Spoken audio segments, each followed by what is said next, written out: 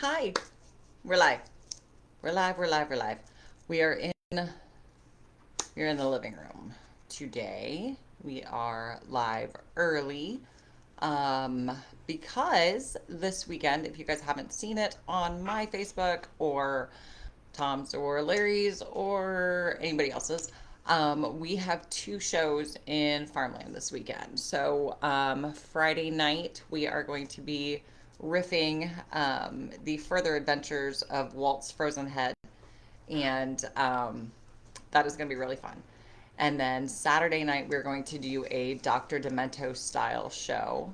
Um, you can probably find that on my Facebook page. I believe you can find it on the Farmland Community Center page. You can also find it on Tom Cherry's page.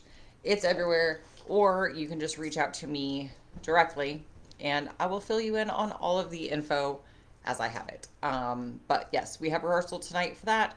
So sorry guys, I am sitting really crooked today and I'm not sure how to fix that. Um, yeah, so we've got that tonight, but it is Wednesday, and I wanted to keep our Wednesday, so we're just going to do it a little early. Um, and then that way everything sort of stays on schedule. And then next week we'll be back at our normal 7:30 time, and we will keep reading. As I said last week, we are nearly halfway through, which is very cool. The stories are shorter, but that just means we get to be together for a few more weeks on this one. And then, yes, I have not heard from anybody yet on some story suggestions. So keep thinking about what you would like to read next, whether that is a collection that you know about that I can maybe check out from the library or find online. I've used I'll have to go back and look. Maybe Ashley, maybe you know, or can help me remember where we got all the Louisa May Alcott stories. But that is a free website, so we just make sure that we credit them and thank them for having all of that information out there. Today, we are again still in our Bram Stoker, but today's story is called "The Gypsy Prophecy." I think it's 12 or 13 pages like all the others, so relatively short, but we'll get to be together for a while. It is, since I'm going to be driving to rehearsal, we are being very responsible, and it is a non alcoholic evening. Um, we are not sponsored by Dr. Pepper, but I truly appreciate this blackberry flavor. It's fabulous. It's so good. And a lot of you know I drink room temperature soda because I prefer room temperature soda. I know I'm weird, but I really like it. And this is good, warm, cold. I've left it in the truck for a day and it's been fine. So we will get started. As always, if you guys jump in while we're reading, please leave a little hello in the comments, and we will take little momentary breaks to say hey to whoever is here. So with that, we will get started with the Gypsy Prophecy. "I really think," said the doctor, "that at any rate one of us should go and try whether or not the thing is an imposture." "Good," said Considine. "After dinner we will take our cigars and stroll over to the camp." Accordingly, when the dinner was over and the La Tour finished, Joshua Considine and his friend Dr. Burleigh went over to the east side of the moor where the gypsy encampment lay. As they were leaving, Mary Considine, who had walked as far as the end of the garden where it opened onto the laneway, called after her husband, "Mind, Joshua, that you are to give them a fair chance, but don't give them any clue to a fortune. And don't you get to flirting with any of the gypsy maidens. And take care to keep Gerald out of harm." For answer, Considine held up his hand, as if taking a stage oath, and whistled the air of the old song, "The Gypsy Countess." Gerald joined in the strain, and then, breaking into merry laughter, the two men passed along the laneway to the common, turning now and then to wave their hands to Mary, who leaned over the gate in the twilight looking after them. It was a lovely evening in the summer. The very air was full of rest and quiet happiness, as though an outward type of of the peacefulness and joy which made a heaven of the home of the young married folk. Considine's life had not been an eventful one. The only disturbing element which he had ever known was in his wooing of Mary Winston, and the long continued objection of her ambitious parents, who expected a brilliant match for their only daughter. When Mr. and Mrs. Winston had discovered the attachment of the young barrister, they had tried to keep the young people apart by sending their daughter away for a long round of visits, having made her promise not to correspond with her lover during her absence. Love, however, had stood the test. Neither absence nor neglect seemed to cool the passion of the young man, and jealousy seemed a thing unknown to his sanguine nature. So, after a long period of waiting, the parents had given in, and the young folk were married.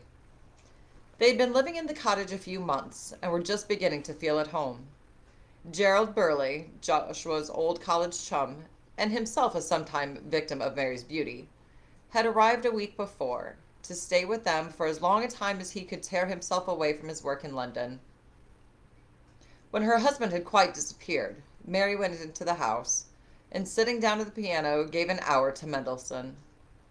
It was but a short walk across the common, and before the cigars required renewing, the two men had reached the gypsy camp. The place was as picturesque as just gypsy camps, when in villages and when business is good, usually are. There were some few persons round the fire, investing their money in prophecy, and a large number of others, poorer or more parsimonious. That word, parsimonious, who stayed just outside the bounds, but near enough to see all that went on. As the two gentlemen approached, the villagers, who knew Joshua, made way a little, and a pretty, keen-eyed gypsy girl tripped up and asked to tell their fortunes. Joshua held out his hand, but the girl, without seeming to see it, stared at his face in a very odd manner. Gerald nudged him. "You must cross her hand with silver," he said. "It is one of the most important parts of the mystery." Joshua took from his pocket a half-crown and held it out to her, but without looking at it, she answered, "You have to cross the gypsy's hand with gold." Gerald laughed. "You are at a premium as a subject," he said. Joshua was of the kind of man, the universal kind, who can tolerate being stared at by a pretty girl. So, with some little deliberation, he answered, "All right, here you are, my pretty girl, but you must give me a real good fortune for it."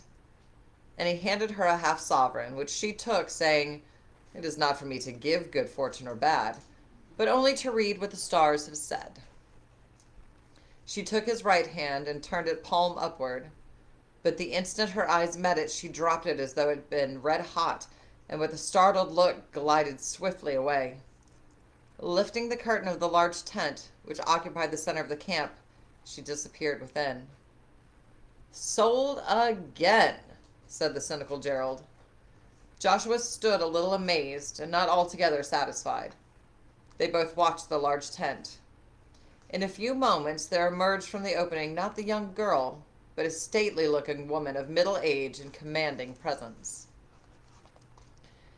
The instant she appeared, the whole camp seemed to stand still. The clamor of tongues, the laughter and noise of the work were, for a second or two, arrested, and every man or woman who sat, or crouched, or lay, stood up and faced the imperial-looking gypsy.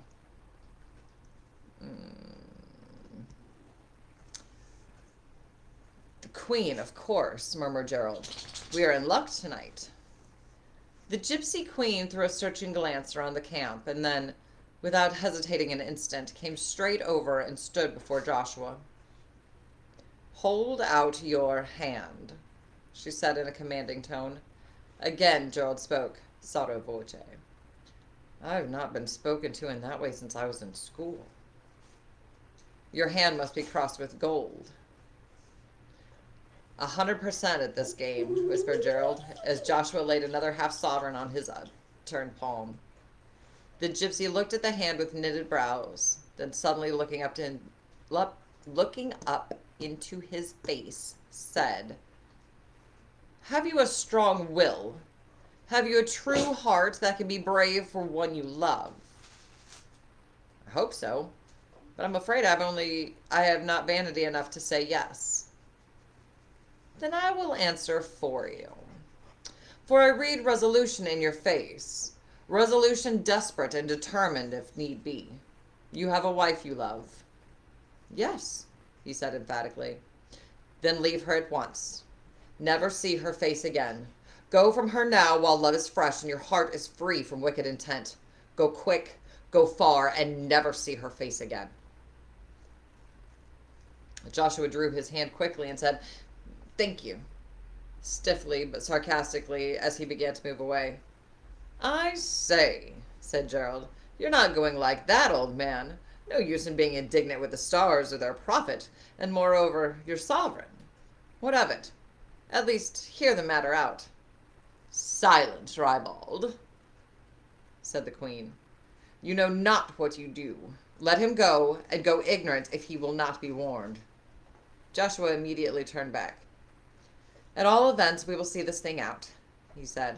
Now, madam, you have given me advice, but I paid for a fortune. Be warned, said the gypsy. The stars have been silent for long. Let the mystery still wrap them around. Sorry, guys. Puppy time. My dear madam, I do not get within touch of a mystery every day, and I prefer for my money knowledge rather than ignorance. I can get the latter commodity for nothing when I want any of it. True, there's plenty of ignorance to be found. Gerald echoed the sentiment. As for me, I have a large and unsealable stock on hand. The gypsy queen eyed the two men sternly and then said, As you wish. You have chosen for yourself and have met warning with scorn and appeal with levity. On your own heads be the doom. Amen, said Gerald. Hi, Sister Bear. With an imperious gesture, the queen took Joshua's hand again and began to tell his fortune. I see here the flowing of blood. It will flow before long. It is running in my sight. It flows through the broken circle of a severed ring. Go on, said Joshua, smiling. Gerald was silent. Must I speak plainer? Certainly. We commonplace mortals want something definite. The stars are a long way off, and their words get somewhat dulled in the message. The gypsy shuddered and then spoke impressively. This is the hand of a murderer. The murderer of his wife. She dropped the hand and turned away. Joshua laughed. Do you know, said he, I think if I were you, I should prophesy some jurisprudence in my system. For instance, you say, this hand is the hand of a murderer. Well, whatever it may be in the future, or potentially, it is at present not one. You ought to give your prophecy in such terms as, the hand which will be a murderer's, or rather, the hand of one who will be the murderer of his wife. The stars are really not good on technical questions. She's found a hobby. She and Roxy have decided they're going to wrestle. The gypsy made no reply of any kind, but, with drooping head and despondent mien, walked slowly to her tent and, lifting the curtain, disappeared. Without speaking, the two men turned homewards and walked across the moor. Presently, after some little hesitation, Gerald spoke. Of course, old man, this is all a joke. A ghastly one, but still a joke. But how would it not be well to keep it to ourselves? How do you mean? Well, not tell your wife. It might alarm her. Alarm her? My dear Gerald, what are you thinking of? Why, she would not be alarmed or afraid of me if all the gypsies that ever didn't come from Bohemia agreed that I was to murder her, or even to have a hard thought of her, while so long as she was saying Jack Robinson. Gerald remonstrated. Old fellow, women are suspicious. Far more than we men are, and also they are blessed or cursed with a nervous system to which we are strangers. I see too much of it in my work not to realize it. Take my advice and do not let her know, or you will frighten her. Joshua's lips unconsciously hardened as he answered, My dear fellow, I would not have a secret from my wife. Why, it would be the beginning of a new order of things between us. We have no secrets from each other. If we ever have, then you may begin to look out for something odd between us. Still, said Gerald, at the risk of unwelcome interference, I say again, be warned in time. Gypsy's very words, said Joshua. You and she seem quite of one accord. Tell me, old man, is this a put-up thing? You told me of the gypsy camp. Did you arrange it all with Her Majesty? This was said with an air of bantering earnestness. Gerald assured him that he only heard of the camp that morning, but he made fun of every answer of his friend, and in the process of this raillery, the time passed and they entered the cottage. Mary was sitting at the piano, but not playing. The dim twilight had waked some very tender feelings in her breasts, and her eyes were full of gentle tears.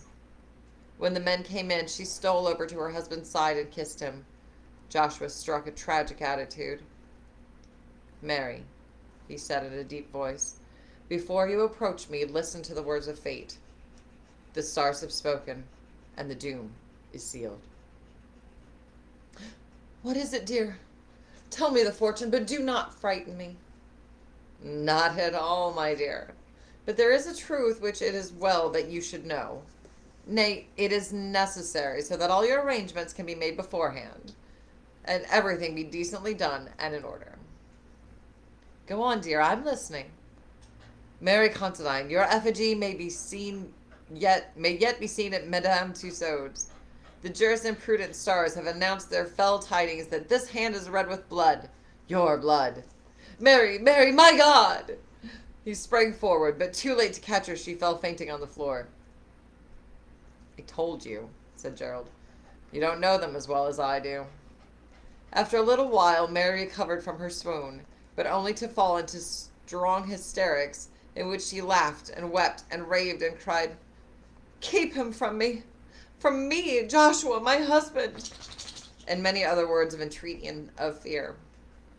Joshua Considine was in a state of mind bordering on agony, and when at last Mary became calm, he knelt by her and kissed her feet and hands and hair and called her all the sweet names, said all the tender things his lips could frame. All that night he sat by her bedside and held her hand. Far through the night and up to the early morning, she kept waking from sleep and crying out as if in fear, till she was comforted by the consciousness that her husband was watching beside her. Breakfast was late the next morning, but during it Joshua received a telegram which required him to drive over to Withering, nearly 20 miles. He was loath to go, but Mary would not hear of his remaining, and so before noon he drove off in his dog-cart alone. When he was gone, Mary retired to her room. She did not appear at lunch, but when afternoon tea was served on the lawn, under the great weeping willow, she came to join her guest. She was looking quite recovered from her illness of the evening before. After some casual remarks, she said to Gerald, Of course, it was very silly about last night, but I could not help feeling frightened. Indeed, hi. Sorry, Velma is like right there. You can almost see the top of her head. We move that. She may come back. Okay. Sorry, guys.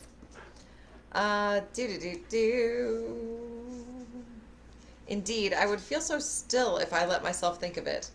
But after all, these people may only imagine things, and I've got a test that can hardly fail to show that the prediction is false. If indeed it be false, she added sadly. What is your plan? Asked Gerald. I shall go myself to the gypsy camp and have my fortune told by the Queen. Capital! May I go with you? Oh, no. That would spoil it. She might know you and guess at me and suit her utterance accordingly. I shall go alone this afternoon. When the afternoon was gone, Mary Considine took her way to the gypsy encampment. Gerald went with her as far as the near edge of the common and returned alone. Half an hour had hardly elapsed when Mary entered the drawing-room, where he lay on a sofa reading. She was ghastly pale, and was in a state of extreme excitement. Hardly had she passed over the threshold when she collapsed and sank moaning on the carpet. Gerald rushed to aid her, but by a great effort she controlled herself and motioned him to be silent. He waited, and his ready attention to her wish seemed to be her best friend, for in a few minutes she had somewhat recovered and was able to tell him what had passed. When I got to the camp, she said, there did not seem to be a soul about. I went into the center and stood there. Suddenly, a tall woman stood beside me. Something told me I was wanted, she said. I held out my hand and laid a piece of silver on it. She took from her neck a small golden trinket and laid it there also, and then, seizing the two, threw them into the stream that ran by. Then she took my hand in hers and spoke, naught but blood in this guilty place, and turned away. I caught hold of her and asked her to tell me more. After some hesitation, she said, Alas, alas, I see you lying at your husband's feet, and his hands are red with blood. Gerald did not feel at all at ease, and tried to laugh it off. Surely, he said, this woman has a craze about murder. Do not laugh, she said. I cannot bear it. And then, as if with a sudden impulse, she left the room. Not long after, Joshua returned, bright and cheery, and as hungry as a hunter after his long drive. His presence cheered his wife, who seemed much brighter, but she did not mention the episode of the visit to the gypsy camp, so Gerald did not mention it either. As if by tacit consent, the subject was not alluded to during the evening. There was a strange, settled look on Mary's face, which Gerald could not but observe. In the morning, Joshua came down to breakfast later than usual. Mary had been up and about the house from an early hour, but as the time drew on, she seemed to get a little nervous, and now and again threw around an anxious look.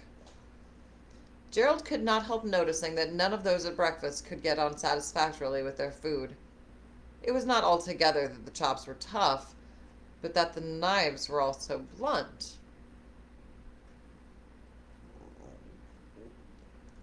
Being a guest, he of course made no sign, but presently saw Joshua draw his thumb across the edge of his knife in an unconscious sort of way. At the action, Mary turned pale and almost fainted. After breakfast, they all went out on the lawn. Mary was making up a bouquet and said to her husband, Get me a few of the tea roses, dear. Joshua pulled a cluster from the front of the house. The stem bent, but was too tough to break. He put his hand in his pocket to get his knife, but in vain. Lend me your knife, Gerald, he said.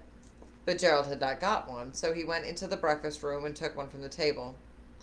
He came out feeling its edge and grumbling, What on earth has happened to all the knives? The edges seem all ground off. Mary turned away hurriedly and entered the house. Joshua tried to sever the stalk with a blunt knife as country cooks sever the necks of fowl, as schoolboys cut twine. With a little effort, he finished the task. The cluster of roses grew thick, so he determined to gather a great bunch. He could not find a single sharp knife in the sideboard where the cutlery was kept, so he called Mary, and when she came, told her the state of things. She looked so agitated and so miserable that he could not help knowing the truth, and, as if astounded and hurt, asked her, Do you mean to say that you have done it? She broke in, Oh, Joshua, I was so afraid. He paused, and a set, white look came over his face. Mary, said he, is this all the trust you have in me? I would not have believed it. Oh, Joshua, Joshua, she cried entreatingly, forgive me, and wept bitterly. Joshua thought a moment and then said, I see how it is. We better end this or we shall all go mad. He ran into the drawing room. Where are you going? Almost screamed Mary. Gerald saw what he meant, that he would not be tied to blunt instruments by the force of superstition, and was not surprised when he saw him coming out through the French window, bearing in his hand a large Gurkha knife, which usually lay in the center table, and which his brother had sent him from northern India. It was one of those great hunting knives which worked such havoc at close quarters with the enemies of the loyal Gurkhas during the mutiny, of great weight but so evenly balanced in the hand as to seem light, and with an edge like a razor. With one of those knives, a Gurkha can cut a sheep in two.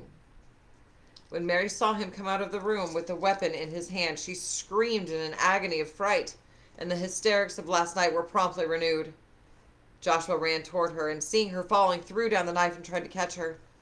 However, he was just a second too late, and the two men cried out in horror simultaneously. So they saw her fall upon the naked blade. When Gerald rushed over, he found that in falling, her left hand had struck the blade, which lay partly upward on the grass. Some of the small veins were cut through, and the blood gushed freely from the wound. As he was tying it up, he pointed out to Joshua the wedding ring was severed by the steel. They carried her fainting to the house. When after a while she came out with her arm in a sling, she was peaceful in her mind and happy. She said to her husband, "The gypsy was wonderfully near the truth. Too near for the real thing ever to occur now, dear."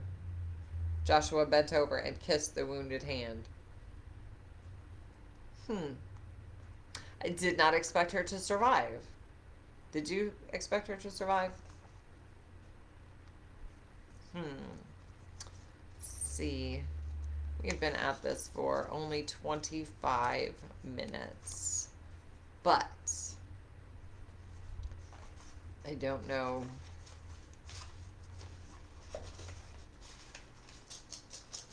Yeah, the next one is 16 pages, and that is going to be too long.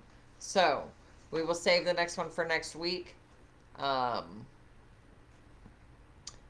The next story is called The Coming of Abel Behenna. I don't know who Abel Behenna is, but we will find out together next week, 7:30. Please, please, please try to come out this weekend and watch me. It is everyone in this cast is in the radio show. We also have Sean Helene back in the state. We've missed Sean Helene a lot. He is, I don't know how to describe Sean. He's amazing. He's just a wonderful human being. He and his wife Lynn are just, you know, those genuinely nice people. Like, they're genuinely nice people. So, yes, try to get over to Farmland either Friday or Saturday night. Both if you can make it. Both is always better. It's going to be silly. It's going to be fun. You guys know how we are in these radio show style performances. As soon as we hit the center, our silly turns on. So come on and see us. And thank you so much for watching tonight. I know we did it early. So yes, it will be up on YouTube. It will be here. It will be available for sharing. You guys, there's a lot of people watching after the fact. So please, if you watch this later, please comment so I can see who's watching. And so I can, yeah, just kind of keep track of that. I would love to know who is here, who is watching later. Yes, so please, please, please watch, share, like, go over to YouTube, subscribe there, because, yeah. So go over to YouTube and subscribe. I don't want to say too much yet, because, yeah. But definitely go over to YouTube and subscribe, and I will see you guys soon. I love you. I'll see you next week. Bye. Bye.